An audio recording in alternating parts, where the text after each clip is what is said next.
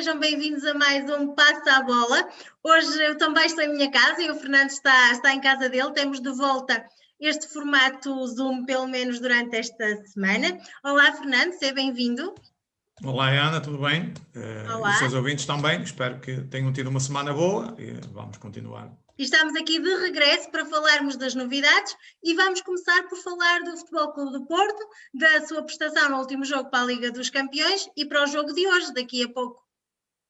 Sim, relativamente ao jogo da primeira mão para a Champions League, foi aquilo que eu tinha dito aqui, o Chelsea tem melhores individualidades, coletivamente não mostrou isso relativamente ao Porto, eu tinha dito que tinham que correr mais do que o Futebol Clube do Porto, foi o que aconteceu, para não perderem. O Porto até nem jogou mal, não tem, teoricamente, os jogadores do Chelsea, tecnicamente são melhores do que o Porto, com o Porto, 2 ou 3 reforços ali de mais qualidade, teria ganho o jogo, foi superior ao Chelsea em todos os aspectos, menos no aspecto de meter as bolas dentro da baliza, em que eles foram mais eficazes. Mas o Porto bateu-se bem, atendendo ao investimento e ao orçamento do Futebol do Porto. Para o orçamento do Chelsea é uma diferença muito grande e, portanto, o Porto não ficou envergonhado. Pena é que, continuo a dizer, o Sérgio Conceição, seja outro, como o Coveiro do Flamengo, que é como os macacos, coça para dentro, porque mais uma vez, e podia ter levado um castigo, quando apareceu nas imagens a dizer ao árbitro que o campo tinha sido inclinado. O Sérgio Conceição, naturalmente, está esquecido, claro que é quente, mas tem feito isto N vezes, está esquecido do jogo contra a Juventus, em que o Porto fez 2 bons jogos, ganhou, foi apurado, mas não podemos esquecer que foram escamoteadas 3 penaltis à Juventus. E o Sérgio Conceição, no fim, não disse que o campo estava inclinado. Portanto, temos que ter um bocado com isto, eu já disse. Temos que ter o mesmo peso e a mesma medida. Exatamente, temos que ter uma vitória. Não é, Fernando? Exatamente. E eu já disse que os melhores treinadores do mundo são aqueles indivíduos que sabem perder. Certo. Porque o indivíduo que sabe perder, sabe ganhar. Eu diria que não são os melhores treinadores, os melhores profissionais do mundo são os que sabem também perder. E os melhores treinadores, porque senão um dia tem nenhum de sabor. E qualquer dia o Sérgio Conceição tem um problema grave, não é? Porque já esteve para andar à pancada com o treinador do Portimonense. O campeonato português vai aquecer, já vamos falar porquê. Sim, está a aquecer. Vamos falar dessas contas também. Está ao rubro. E, portanto, estes treinadores, como o do Benfica, o do Porto e 2 ou 3, até o do Rio Ave agora também, que pareciam gente, mas também se portou mal. Opa, a Liga tem que penalizar, e a Federação, estes indivíduos, mas não é com coimas de 120 euros, que isso é uma multa por um mau estacionamento. São penas pesadas para ver se levam à carteira e de uma vez por todas e eles começam a entrar na linha, porque o treinador é o comandante da equipa. E se o treinador não tiver essa atitude, os jogadores vão atrás. Não é? E cabe-lhe dar o exemplo, não é? Cabe dar o exemplo. E depois é um problema porque os próprios jogadores dizem, então se o treinador faz assim, porque é que nós não podemos fazer, não é? Portanto, no cômputo geral, o Porto fez um bom jogo. Acho que o Sérgio Conceição cometeu um deslize na segunda parte, quando recuou o Corona para o lateral direito, cortou o flanco e cortou um dos seus melhores jogadores, tecnicamente, do Futebol Clube do Porto, que é o Corona, e um desequilibrador. O Corona anda cansado, tem ido aos jogos todos, e claro, recuar o Corona para trás, já cansado, ainda muito pior, que ele mais dificilmente chega à frente. Para mim foi o grande erro do Sérgio Conceição. Eu nunca teria feito isso, até porque o Manafá estava a jogar bem.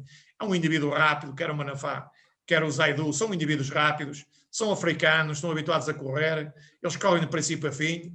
Um desliza ou outro, qualquer um tem. Eu não teria feito isso. E o Sérgio Conceição aí acho que esteve mal, porque o Porto necessitava de marcar pelo menos um golo para hoje ir para o segundo jogo mais seguro. Porque com um golo hoje a coisa já equilibrava. Não é? Pronto. Assim, sujeita-se a ter que marcar 3 golos hoje, o que vai ser muito difícil. E é uma tarefa difícil, não é, Fernanda, do Porto hoje? Difícil. Acredito que o Porto vai jogar, ele diz que não podem ir com muita sede ao pote, como se costuma dizer, ou seja, com muita ansiedade os jogadores do Porto, vão correr, vão fazer tudo aquilo que está ao seu alcance, e depois é uma questão de, também há alguns jogos em que a gente todas as vezes que quer tirar a baliza marca golos. Pode ser que o Porto hoje esteja numa dessas. E o contrário também é verdade, não é? Também há dias em que se remata e nunca é golo. Exatamente, e o Chelsea esteja num dia não. Mas não acredito muito, porque o Chelsea tem uma equipa, não é muito por aí fora, investiu muito dinheiro, não sei em quê, tem alguns bons jogadores mais do que o Porto em qualidade, e portanto é mais manhosa, uma equipa mais manhosa, e como tem outros valores, provavelmente não vai deixar escapar a eliminatória. Sim. Depois temos outras eliminatórias engraçadas. Sim. Temos o Manchester City, que vem de uma vitória na Alemanha ao Borussia, um Real Madrid deu 3-1 ao Liverpool, um Bayern que perdeu em casa com o Paris Saint-Germain, vai ser um jogo tremendo aqui, e o Porto com o Chelsea. Ou seja, já há aqui algumas equipas de topo que vão ser eliminadas pelo caminho. Estamos a chegar a uma fase em que tem mesmo que ser assim, não é? Já só estão os melhores dos melhores ali. Evidente, e aqui é uma questão de sorte depois no sorteio, porque as grandes equipas eliminam-se umas às outras também. Claro. O Porto tinha aqui uma grande chance, já fez uma grande obra na Champions League, porque já arrecadou cerca de 80 milhões. Sim. Portanto, é todo o mérito e já vai dar para safar um bocadinho as finanças ao Porto. Pronto. Veremos como corre hoje e comentaremos isso para a semana, Fernando, não é? Vamos ter grandes jogos. Exatamente. E algumas surpresas, naturalmente. Claro, como já tivemos nos últimos jogos, teremos hoje com certeza mais surpresas. Exatamente. E da Liga dos Campeões, passamos então, e dizias muito bem, para as surpresas do nosso campeonato cá em Portugal, não é, Fernando? Exatamente, tivemos aqui algumas surpresas, vamos citar aqui a jornada número 26, Sim. em que tivemos um Portimonense que ganhou 3-0 ao Guimarães, o Guimarães bem em queda. Sim. O Marítimo salvou-se em casa com o Farense, ganhou 1-0, portanto estão ali cerca de 8 ou 9 equipas. O Boa Vista anda aos picos, aqui altos e baixos, parece a corrente alterna, sobe e desce, porque foi ganhar fora e agora devia ter ganho em casa. Ao Rio Ave empatou 3-3, portanto perdeu aqui 2 pontos. Parece que quando está um bocadinho seguro, desliza outra vez, não é? Exatamente, eram fundamentais para dar o salto, não é? Sim. E assim não conseguiu. E para se colocar fora de perigo, não é? No fundo. O Porto foi ao Tondela, vamos falar mais à frente, Sim. mais especificamente à frente, foi ganhar a 2-0 ao Tondela, naturalmente. O Benfica foi ganhar, não muito naturalmente, em termos de resultado, 5-0 ao Passos Ferreira, vamos falar já à frente também. Sim. Até porque tínhamos falado muito desse jogo aqui a semana passada, portanto é muito curioso que o resultado tenha sido esse. O Gil Vicente perdeu em casa com o Moreirense já deu um passo decisivo para ficar na primeira divisão. Sim. O Santa Clara ganhou 5-1 ao Nacional, o Nacional é uma equipa que está a descer muito rápido para a caminho da segunda divisão. O Braga, surpreendentemente, empatou com o Belenenses, estava a ganhar, teve várias oportunidades, mas só ganha quem marca mais golos, e neste caso marcaram um para cada lado, e o Braga perdeu mais 2 pontos na luta. Penso eu que já para só o terceiro lugar, Sim. Porque o Braga perdeu aqui alguns pontos fundamentais. Fundamentais agora nesta fase, nestas semanas.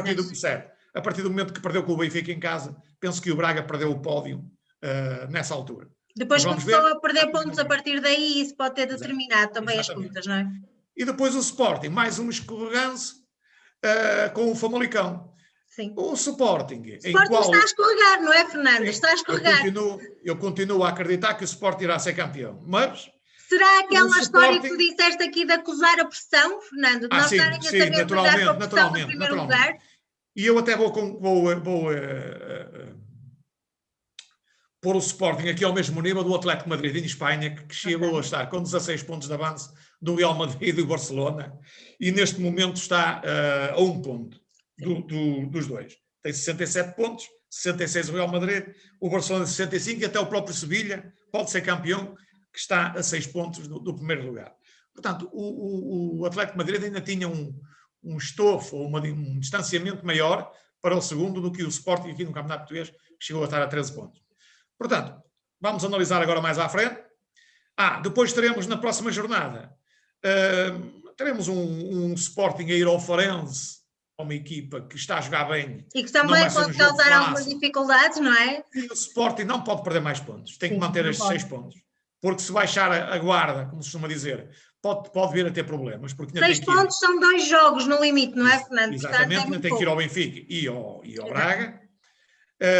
O Porto vai ao Nacional, o Nacional acredito que está condenado, e o Benfica joga em casa com o Gil Vicente. Portanto, à partida, a grande pressão, e o Rio Ave, e o Braga vai ao Rio Ave, também não pode perder pontos. À partida, a grande pressão está sobre o Sporting. Está sobre o Sporting. Toda, neste momento.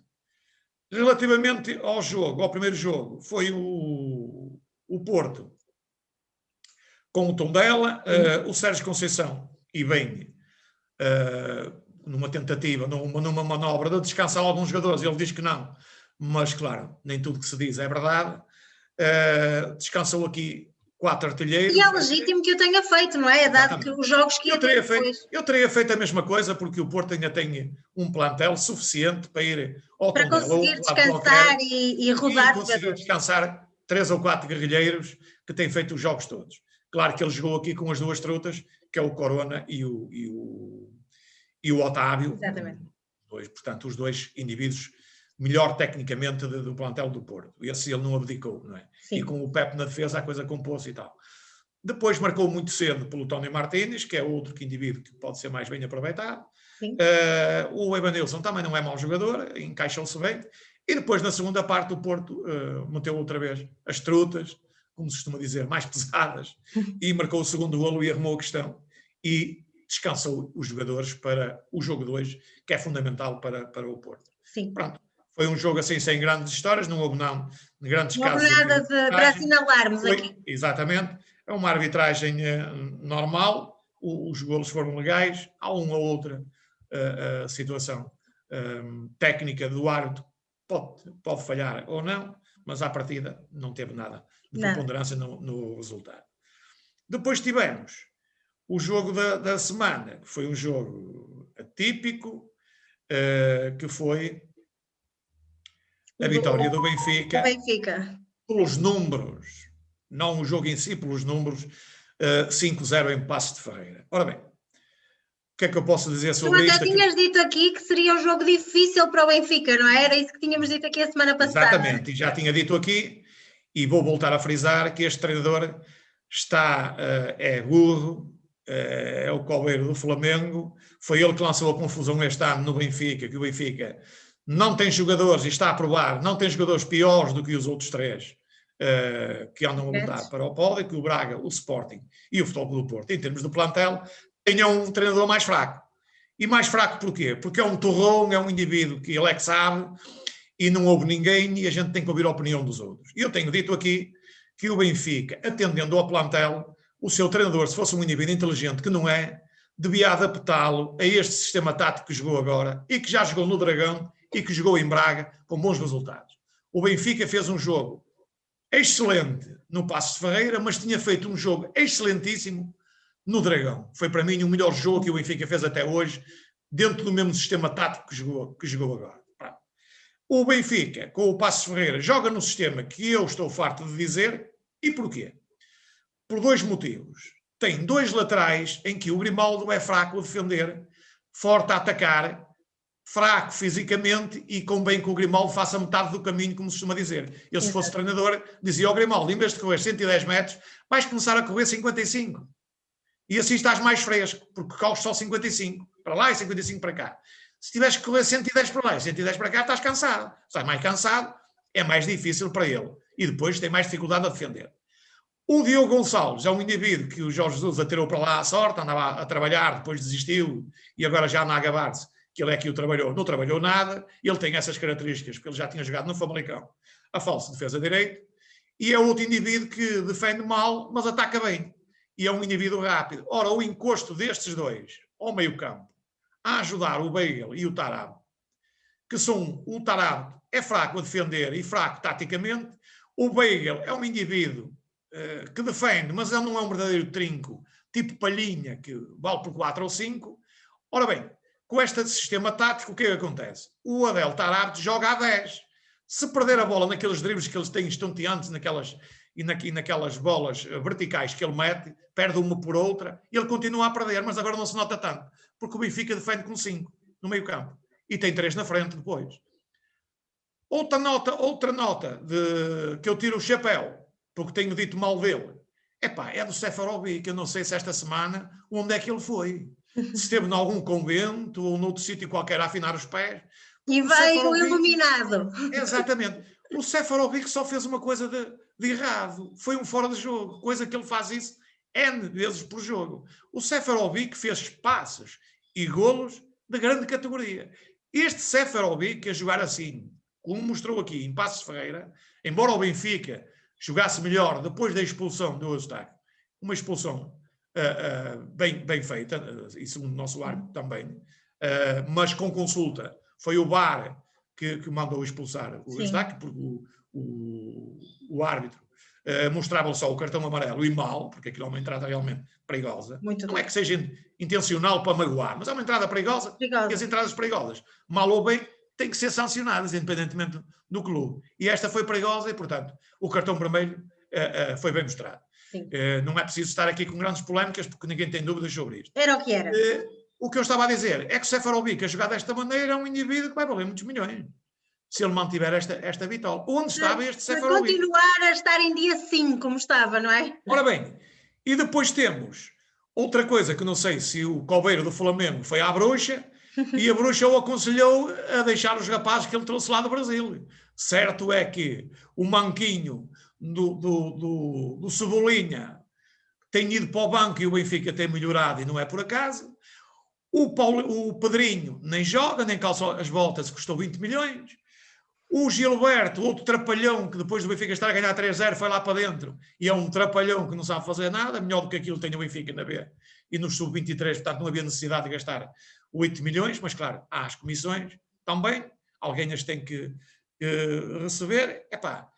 E, portanto, o Benfica está, se o treinador, atendendo depois ao discurso final, que já disse que não sabe se vai manter esta equipe ou se vai mudar, portanto que ele é que sabe, não é? E o perigo é este, é que se ele mudar outra vez para os 4, a tática do 4-4-2, ele muda para pior outra vez. Okay. E muito provavelmente põe-se a jeito de nem sequer ficar no terceiro lugar. Agora era hora de a equipa que ganhou não se mexe, não é? Exatamente. E depois chegar à conclusão, fazer uma reflexão e dizer assim, eu fui o grande culpado do Benfica não jogar mais vezes nesta tática, porque os jogadores até encaixam bem nesta tática e o Benfica teria muitos mais pontos. Não vamos aqui falar que foi o Covid foi para todos e nós também estamos todos sobre o Covid. Sim, safam-se outros. Neste momento já não é uma característica, é uma condição, não é? Exatamente. É uma condição. Uns safam-se, outros não se safam. Epá, e depois, mais uma vez, é um indivíduo que é um labrego rico, porque nesta fase do campeonato, o treinador do Benfica, eu se fosse treinador do Benfica, trabalhava muito e falava pouco.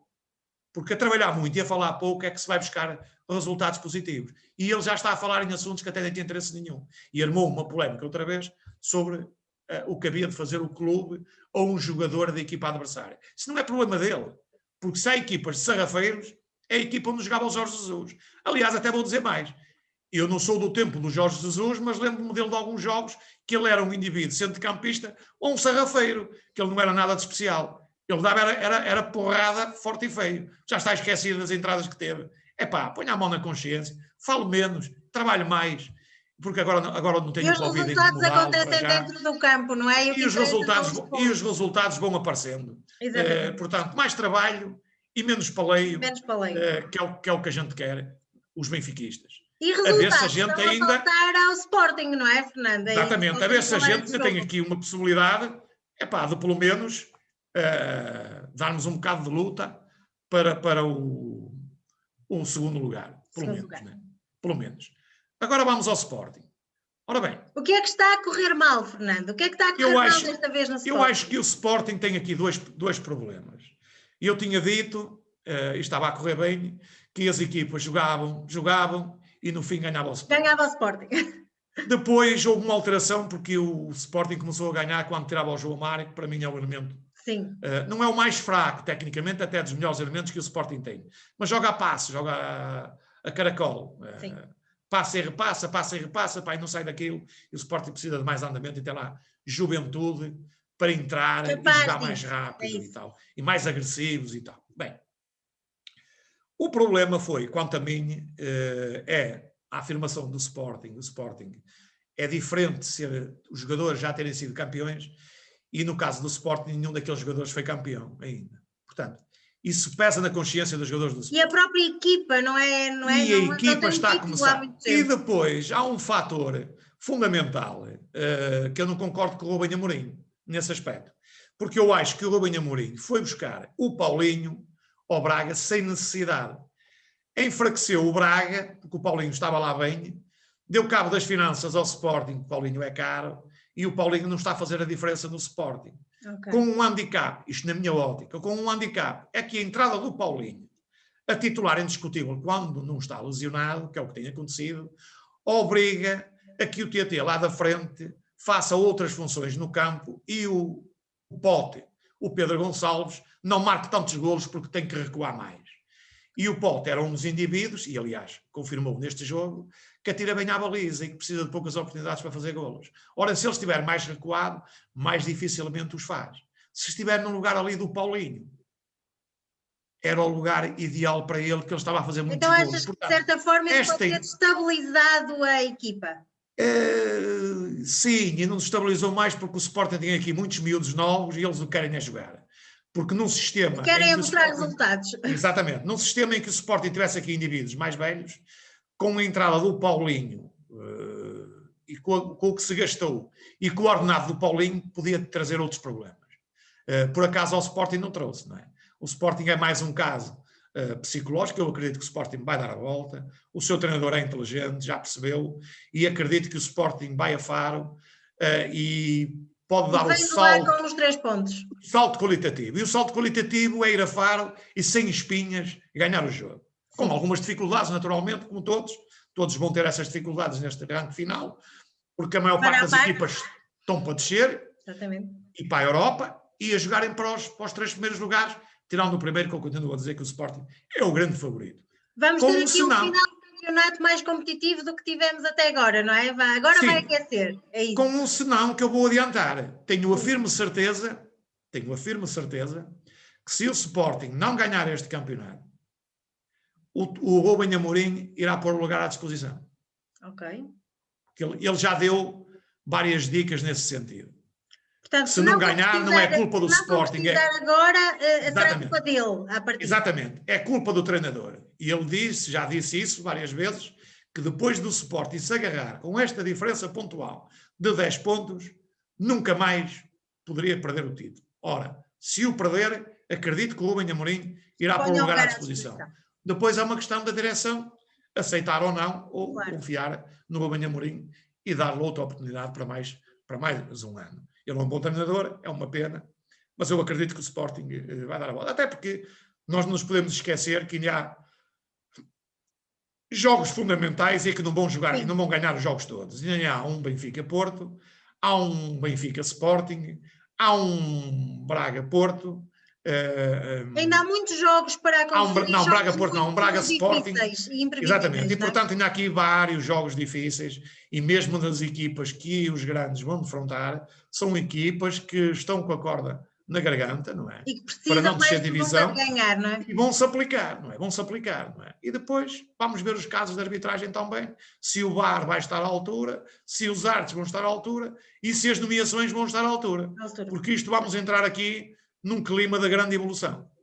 A partir de agora, acreditas nisso, não é, Fernando? Sim, ela já está instalada, não é? Portanto, isto mais um deslize, um empate do Sporting e um natural vitória dos outros 3, dá aqui uma reviravolta tremenda. Uma reviravolta nisto e troca-nos aqui as contas. O nervosismo vem à tona e pode ser complicado. Mas vamos ver. Aguardamos para ver. Mais alguma coisa desta última jornada que queres destacar, Fernando? Bem, isto também tenho que destacar, não só o Sporting, em termos de resultado com o Famalicão, o Famalicão. Porque o Famalicão tem para mim um dos melhores treinadores, chamado Ivo Vieira, que eu gosto dele, das declarações dele, é um indivíduo honesto e já disse que ninguém manda na cabeça dele. E se tiver que ser contra a direção e contra os jogadores, não engana os jogadores, é frontal. Eu gosto desse tipo de indivíduos, são parecidos comigo. E não é por acaso que o Ivo Vieira vem embora do Guimarães e o Guimarães está como está. Não é por acaso. Notou-se a falta, não é? Notou-se a diferença. Exatamente. Não quiseram acreditar naquilo que ele dizia que era necessário para o plantel do Vitória de Guimarães.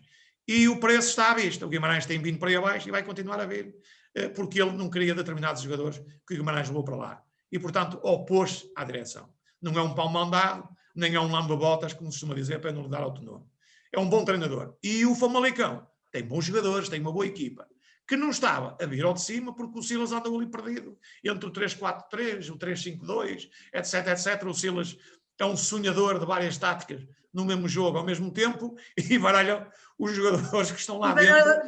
Baralhou tudo. Exatamente. E quem é jogador, não é? Ou noutra profissão qualquer, sabe muito bem que nós não podemos ser baralhados. Não podemos que nos deem uma ordem e a seguir, não faças assim, não faças. Agora faça assim, faça assim. Organização e foco é fundamental.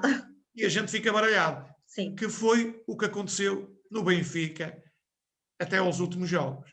Foi o baralhamento total da equipa do Benfica pelo seu treinador. E foi por isso que o Benfica andou aqui aos altos e baixos, não sabe o que fazer, e os jogadores baralhados dentro do campo. Quando a poeira começou a assentar e o seu treinador ou alguém lhe chamou a atenção para ser um bocadinho mais humilde, coisa que ele não é, o plantel tem pernas para andar, conforme está visto. E os resultados estão à vista, não é? Exatamente, parece vamos aguardar. Um bocadinho baralhado, Fernando, ou pelo menos um bocadinho descontente.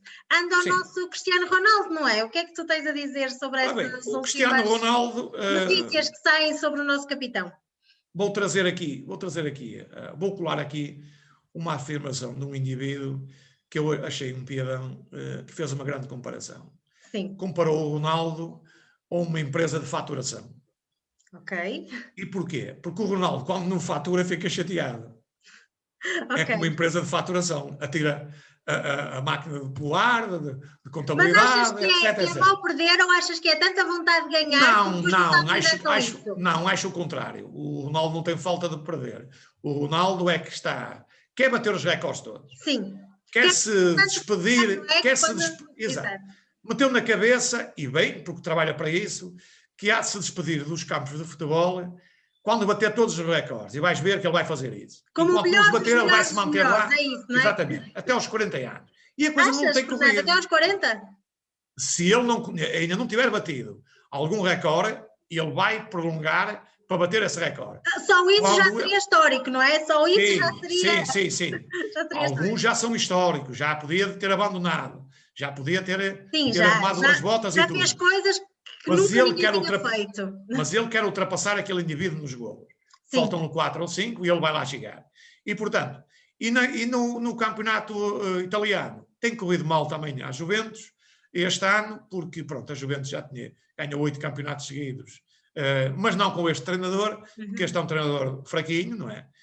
Não tem pulso para os jogadores que tem lá, e depois aquilo, há algumas desavenças lá e o plantel já não vai lá. E as coisas estão diferentes e depois o Ronaldo, e depois o Ronaldo na seleção ficou chateado por não marcar mais golos, e agora neste último jogo, em que eles dizem que ele atirou a camisola para o chão, da Juventus, ele não atirou a camisola para o chão. Ele devia ter feito, era de outra maneira. Ele quis oferecer a camisola a um apanha-bolas que a tinha pedido. Só que o Ronaldo, enervado, claro, face ao quente do jogo, é normal, a camisola, atirou a camisola. Ele devia ter tirado a camisola, atirou. Exatamente. Podia ter tido outra atitude, chegava ali à beira do rapaz e dava-lhe a camisola à mão e ninguém reparava. Porque os jogadores esquecem-se de um pormenor, por mais pressão que tenham. É que neste momento, atendendo ao Covid, as máquinas de filmar estão todas focalizadas nos treinadores, nos bancos, etc. Porque não há mais ninguém. Nada. É nos jogadores, nos bancos, nos treinadores, etc. Até um pequeno pormenor de andarem ali com a santinha, com as mãos dentro dos bolsos, as câmaras estão lá em cima. Até isso nós já vimos, não é? Exatamente. Portanto, porque eles não há mais nada a filmar. Se tivessem os espectadores sem o Covid, filmavam as cenas de pancadaria, de indivíduos a portar-se mal, a tirar coisas para o ar, nus, em pelota, a entrar para o campo dentro, etc. Quer dizer, há mais fatores de distração e agora não há, não é? Portanto, os cameramen tinham ali mais fatores para ser distraídos e para estarem a focalizar do que agora que atiram para ali. E o foco está todo ali. Portanto, eles têm que ter mais um bocado de atenção. E depois, as interpretações que lhe quiserem dar. Porque há indivíduos que são maliciosos e anda muita gente a comentar futebol que nunca calçou umas chuteiras, nem sequer sabe o cheiro de um balneário. Estar lá, não é? Exatamente, não sabe, minimamente. Mas claro. Mas acho eu muito bem, o nosso Ronaldo vai assobiando para o lado e passando por essas vai ultrapassando. porque também nada lhe falta, graças a Deus, e a ele, e portanto, quando nada nos e falta... ele interessa-lhe mesmo a chegar ao próximo jogo e jogar e marcar golos e bater recordes, como tu dizias. Exatamente, exatamente. Pronto. É isso. Passamos às nossas apostas, Fernando. As nossas apostas, esta semana fizemos 6, fizemos poucos. Vamos passar agora então à aposta desta semana. Desta semana. E vamos começar já por ti. O Benfica, Gil Vicente. Benfica. Vamos ver se o Jesus continua em dia 5. Vamos lá ver. Rio Ave, Sporting de Braga. Portanto, Rio Ave 2. Guimarães, Santa Clara. Guimarães. Famalicão, Portimonense. Moreirense, Tondela. Empate. 1x, é o primeiro. Casa Pia, Académica. Vou apostar aqui num 2. Académica anda a tentar subir. Desportivo de Chaves, Académico de Viseu. Académico de Viseu, nem que seja por razões de coração. Claro, isso já eu sei. Tem que ser. Pois. Penafiel, Cova da Piedade, 1. Betis de Sevilha, Valência. Campeonato Espanhol, La Liga. 2. Depois temos a Real Sociedade de Sevilha, 2. Nápoles, Inter de Milão. Empate. 1x. Atalanta, Juventus. Atalanta, Juventus não é um jogo fácil, mas eu vou pôr a Juventus 2. E o Campeonato Inglês, Premier League, Leicester City, Southampton. 1. E depois temos o Super 14, que é o Chelsea com o Manchester City. 2. Ok. O Chelsea vai chegar cansado. Fica mais cansado de jogar. Bem, o Manchester City também vai jogar, mas mais folgado, porque teve melhor resultado na primeira mão. Já não tem de correr tanto atrás. Estão feitas as nossas apostas. Fernando, obrigada por mais esta semana. Nós, já sabem, sem surpresas, vamos voltar para a semana, na próxima terça-feira. Até lá, se ainda não o fizeram, não se esqueçam de subscrever aqui o nosso canal, para não perderem nenhum dos nossos vídeos. Deixem também o vosso like na nossa página de Facebook e de Instagram. Eu e o Fernando estamos sempre por lá a responder aos vossos comentários e às vossas questões. Se quiserem ser nossos convidados aqui um dia destes no Passa a Bola, deixem-nos também uma mensagem nas nossas páginas e podem juntar-se aqui a nós para comentar a atualidade desportiva. Não é assim, Fernando? Certo. Teremos todo o gosto em receber-vos. Teremos todo o gosto em recebê-lo. Neste nosso cantinho. Sem surpresas, já sabem, juntem-se a nós. Nós voltamos para a semana para passarmos novamente a bola.